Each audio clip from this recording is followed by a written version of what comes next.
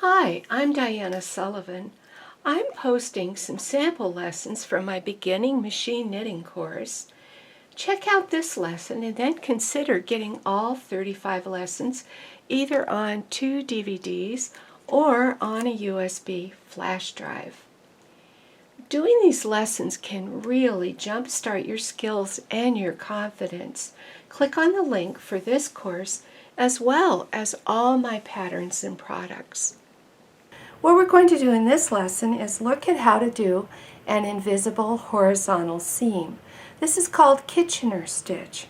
What you want to do is you want to join this knitting and this knitting along this line and have a completely invisible seam. It's done by weaving the seam with a tapestry needle, and I prefer to do it from the wrong side and using waste yarn as a stitch holder. So I've knitted my samples and taken them off on some waste yarn. I would just strongly encourage you to make your own samples with waste yarn at the beginning and the end and leave enough yarn for sewing the seam. Now let me flip this over because I like to do it from the wrong side.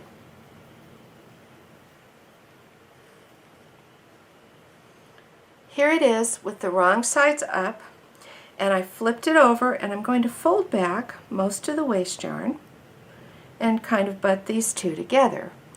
Now I'm going to show where the individual stitches are that I'm going to sew up. Do you see the rose colored dots in between the blue? Those are the individual stitches I'm going to sew up. And I'll begin by using the yarn from the edge of this piece of knitting. This is not a tight stitch. You are mimicking the tension of a row of knitting. To thread your tapestry needle, metal or plastic, just make sure it has the blunt tip and that it's small enough to pass through the knitting easily.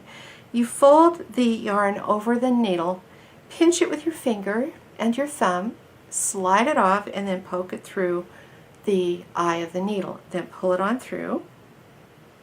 My first stitch I'm going to pick up is right here on this piece of the knitting. It's the piece where the yarn is not coming from, and I'm going to poke right through the corresponding stitch on the other piece of knitting.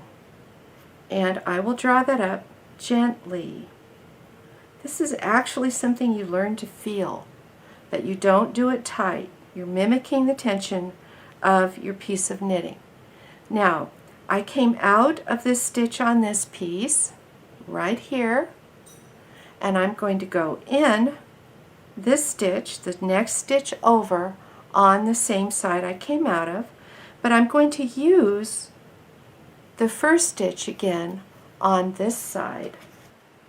Therefore, I came out of this stitch and I went in the stitch beside it. That was a clean hole. Now I'm going in and using this hole again. So this one's a dirty hole.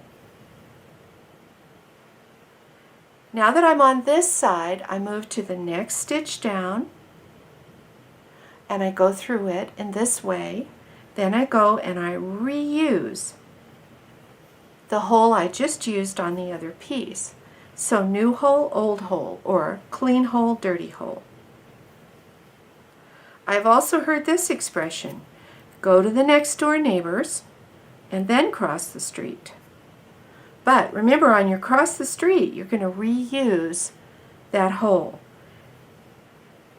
It works out that the stitches end up with the thread running through them twice.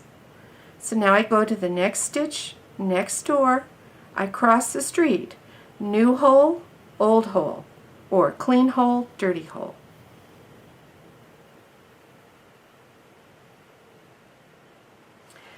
The actual stitches make a pattern kind of like ribbon candy.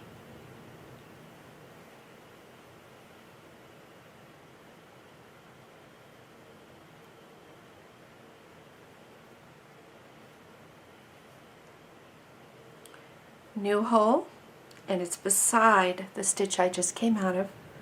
Used hole on the opposite side.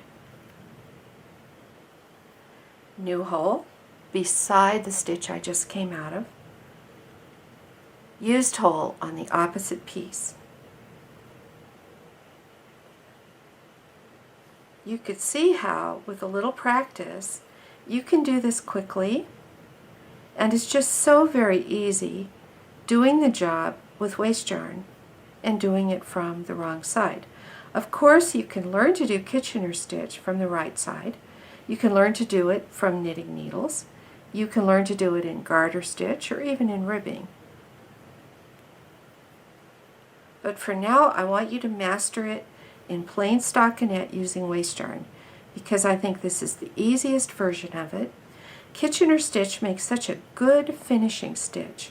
It makes your work look so very professional.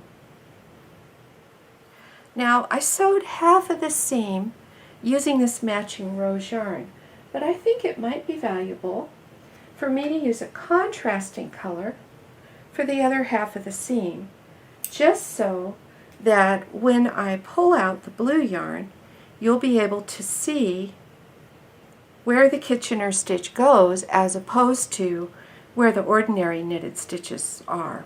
Because if I do this right, you aren't going to be able to tell my Kitchener stitch from my other stitches. So here I am with a contrasting piece of yarn that'll really show up.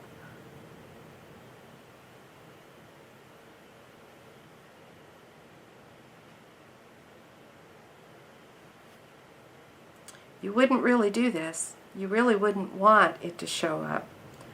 But we're studying how to do it so that we get the invisible stitches.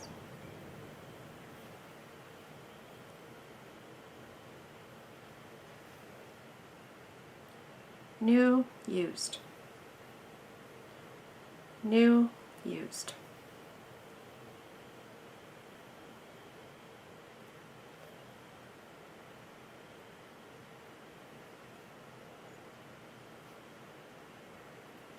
Let me just flatten this out so that you can see the ribbon candy configuration of these stitches.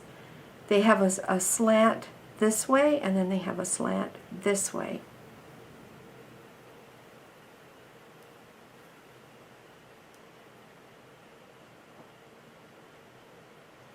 This, by the way, is the way that I close sock toes. I always do my sock toes with scrap yarn and then close them with Kitchener stitch. I crank a great many socks on an antique circular sock machine. And my toes are beautiful, and not only is the stitch invisible, but your sensitive little toes don't feel a ridge this way. It just feels like a little bit more of the knitting.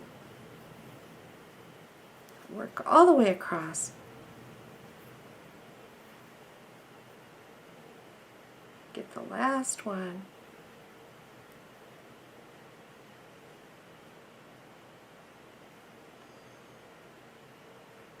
And now finally, I need to remove this blue waste yarn. So I'm just going to flip my samples over and unravel this blue yarn.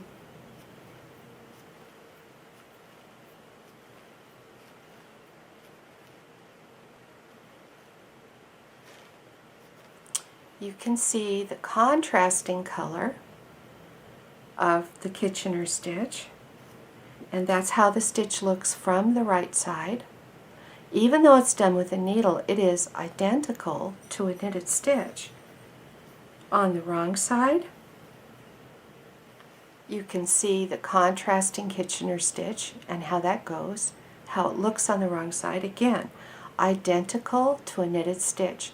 You know, one way to get yourself a little bit of a roadmap is to knit a sample and put one stripe of a contrasting color, just to help you see how the Kitchener stitch wanders through the knitting on the wrong side and on the right side. And then this is the part of the knitting that was done with the rose-colored yarn, and I did it a little too tight, which I usually don't do. So I would want to loosen that up a little bit so it would be completely invisible. You can see I've got a slight dent because I was just a little bit too tight. So that's how to do Kitchener stitch or invisible grafting. It's a great skill for machine knitters and hand knitters to have. If you like the sample lesson, consider getting the whole course, which is available at www.dianaknits.com. And did you know I have hundreds of machine knitting videos on YouTube? Check out my channel, Diana Knits, and subscribe. I also have a blog and a Facebook group. These are all free resources to help you on your machine knitting journey.